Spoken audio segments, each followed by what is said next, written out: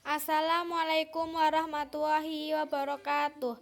Perkenalkan, nama saya Sela Widya Biartati dari jurusan Manajemen di Fakultas Ekonomi dan Bisnis Universitas Riau dengan NIM 1902 11 14 80 dengan mata kuliah Pendidikan Kewarganegaraan dengan dosen pembimbing Bapak Nurdiansa MPD.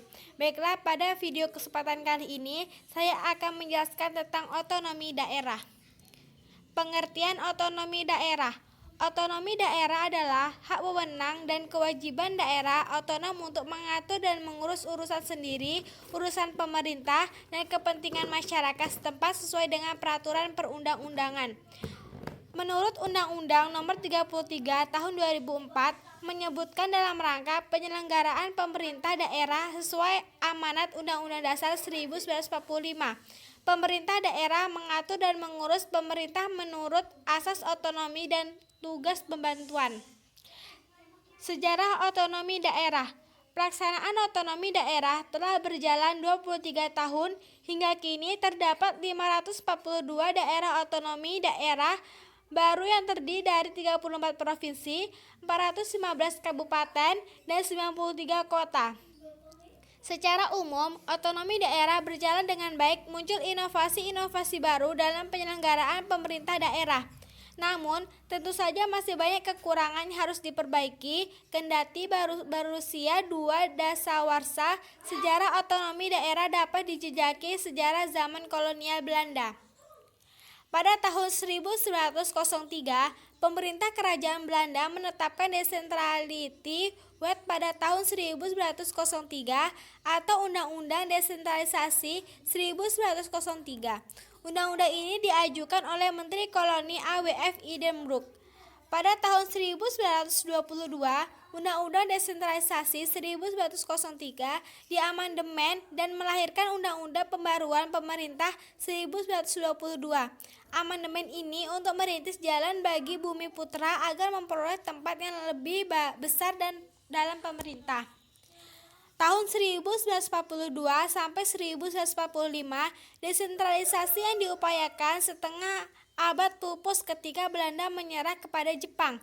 Pemerintah jadi sentralistis, hierarkis, dan mengikuti garis komando dari pusat sampai daerah. Pada tahun 1957, Undang-Undang Nomor 1/1957 tentang pokok-pokok pemerintahan daerah menerapkan konsep desentralisasi dengan sistem residu, yaitu wewenang pemerintah daerah adalah sisa dari wewenang yang tidak menjadi urusan pemerintah pusat. Pada tahun 1959 sampai 1960, Soekarno mengeluarkan Penetapan Presiden Nomor 6/1959 dan Nomor 5/1960 yang menyebabkan kepala daerah berkedudukan sebagai penguasa tunggal di daerah. Pada tahun 1963, melalui Peraturan Presiden Nomor 22/1963, kepresidenan dan kewedanaan dihapus. Kekuasaan dan wewenang presiden dan wedana diserahkan kepada pemerintah daerah tingkat 1 dan tingkat 2. Pada tahun 1969, Soekarno memaklumatkan Undang-Undang Nomor 18/1965 tentang pokok-pokok pemerintahan daerah. Undang-undang ini merumuskan bahwa prinsip dasar otonomi daerah adalah otonomi real dan seluas-luasnya. Pada tahun 1995, terbit Peraturan Pemerintahan Nomor 8/1995 di mana pemerintah pusat menyerahkan bagian usaha pemerintah kepada 26 daerah tingkat 2 percontohan. Kebijakan ini terjadi tonggak pelaksana otonomi daerah. Pada tahun 1996, Presiden Soeharto mengeluarkan Keputusan Presiden Nomor 11/1996 yang menetapkan tanggal 25 April sebagai Hari Otonomi Daerah. Pada tahun 1999, Presiden B.J. Habibie mengeluarkan Undang-Undang Nomor 22/1999 tentang pemerintahan daerah. Undang-undang ini memberikan kepada daerah kewenangan dan seluruh bidang pemerintah, kecuali politik luar negeri, pertahanan dan keamanan, peradilan, moneter dan fiskal, agama, serta kewenangan bidang lain. Pada tahun 2004, Undang-Undang Nomor 22 Tahun 1999 diganti Undang-Undang Nomor 32/2004 tentang pemerintahan daerah yang ditandatangani Presiden Megawati Soekarno Putri. Salah satu perubahan penting dalam undang-undang itu adalah ditetapkannya pemilihan kepala daerah secara langsung. Pada tahun 2004, Undang-Undang Nomor 32/2004 diganti Undang-Undang Nomor 23/2004 tentang pemerintahan daerah yang ditandatangani oleh Presiden Susilo Bambang Yudhoyono. Undang-undang ini menegaskan bahwa dalam penyelenggaraan otonomi daerah, tanggung jawab tertinggi dari penyelenggaraan pemerintah tetap berada di tangan pemerintah pusat. Pemerintahan pusat akan melakukan supervisi, monitoring, kontrol, dan pemberdayaan agar daerah dapat menjalankan otonominya secara optimal. Landasan otonomi daerah. Undang-Undang Republik Indonesia Nomor 32 Tahun 2004 tentang pemerintahan daerah. Undang-Undang Republik Indonesia Nomor 33 Tahun 2004 tentang pertimbangan keuangan antara pemerintah pusat dan daerah.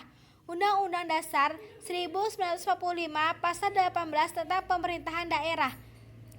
TAP MPR Nomor 27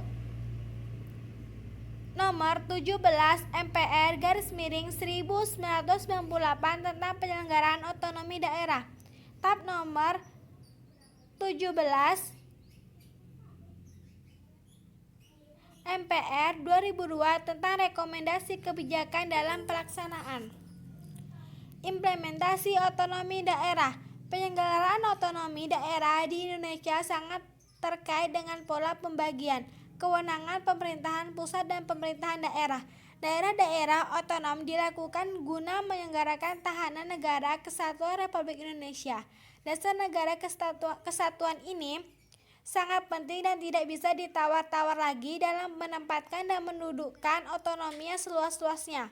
Otonomi seluas-luasnya tidak boleh bertentangan dengan dasar negara kesatuan, dan dasar kesatuan sebaliknya tidak boleh menetapkan wujud dari otonomi seluas-luasnya. Berdasarkan Undang-Undang Nomor 32 Tahun 2004 tentang pemerintahan daerah menggariskan bahwa maksud dan tujuan pemberian otonomi daerah adalah memacu kesejahteraan, pemerataan, pembangunan dan hasil-hasilnya, serta meningkatkan kesejahteraan rakyat, menggalakkan praksa dan peran serta aktif masyarakat dalam penyelenggaraan otonomi daerah secara luas, nyata, dan bertanggung jawab, serta memperkuat persatuan dan kesatuan bangsa, peningkatan pelayanan publik dan daya saing daerah. Dampak otonomi daerah di Indonesia. Berikut adalah dampak positif otonomi daerah. Yang pertama, pemerintah daerah lebih mudah untuk mengembangkan budaya yang dimiliki. Yang kedua, perekonomian daerah menjadi meningkat. Yang ketiga, pembangunan daerah menjadi efisien di segi waktu dan biaya. Yang keempat, pengelolaan sumber daya alam menjadi lebih maksimal. Yang kelima, sumber daya manusia bisa dikembangkan dan dioptimalkan lagi oleh pemerintah daerah. Yang keenam, ada desentralisasi kekuasaan di pusat daerah. Yang ketujuh, kesejahteraan dan pelayanan kepada masyarakat menjadi lebih meningkat. Berikut adalah dampak otonomi daerah di Indonesia dengan segi negatifnya. Yang pertama, daerah yang miskin akan lambat untuk berkembang. Yang kedua, tidak adanya koordinasi daerah tingkat 1. Yang ketiga, kemungkinan terjadinya kesenjangan sosial karena kewenangan yang diberikan pemerintah pusat terkadang tidak ada tempatnya. Yang keempat, karena merasa melakukan kegiatannya sendiri sehingga para pemimpin sering lupa dengan tanggung jawabnya. Mungkin cukup sekian yang dapat saya sampaikan, kurang dan lebihnya Saya akhiri, wassalamualaikum warahmatullahi wabarakatuh.